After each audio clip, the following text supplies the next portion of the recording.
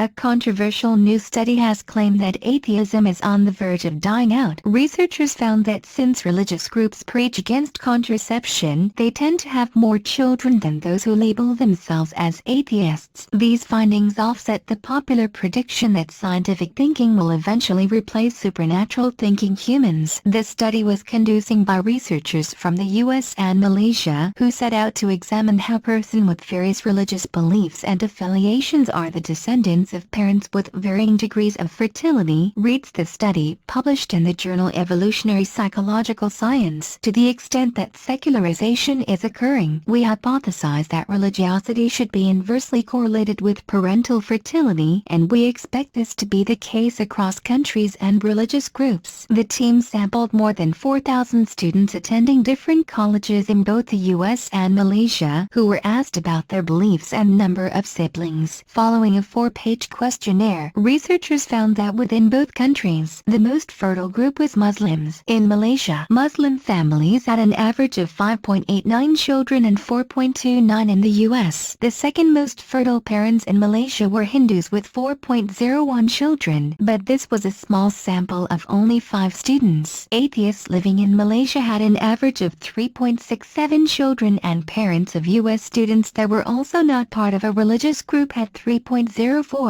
It was also found that Christians living in the US had 3.11 children and Catholics had 3.42. If one combines this finding with the extensive evidence reviewed in the introduction that both religiosity and fertility are substantially influenced by genes, one can deduce that over the long term, secularization is not likely to replace the popularity of religions, the researchers wrote in the study. Instead, over the long term, we predict that the most religious shall inherit the earth, so to speak. This is especially so for the most fertile religious groups, Islam. The team noted that throughout the medieval period, people did not associate religion with contraception as they did not have the education or means to produce it. In other words, even if religiosity was positively correlated with the number of offspring couples desired, contraception needed to have major effects on fertility rates during medieval times was quite limited. As a result, it seemed safe to assume that throughout the medieval period, fertility rates among the highly religious and the minimally religious were small. This allowed genes for minimal religiosity to exist alongside genes for maximal religiosity. In the study, the team discussed how genes play a role in whether or not you believe in God, which suggests that it may also be linked to fertility rate. The team explained that there is evidence that genetically influenced personality traits, particularly agreeableness, lead to greater religious involvement, larger family size, and greater communal investment in general. A recent meta-analysis of a large sample studies found that adults who score high on agreeableness tend to invest heavily in both religious and family life, reads the study.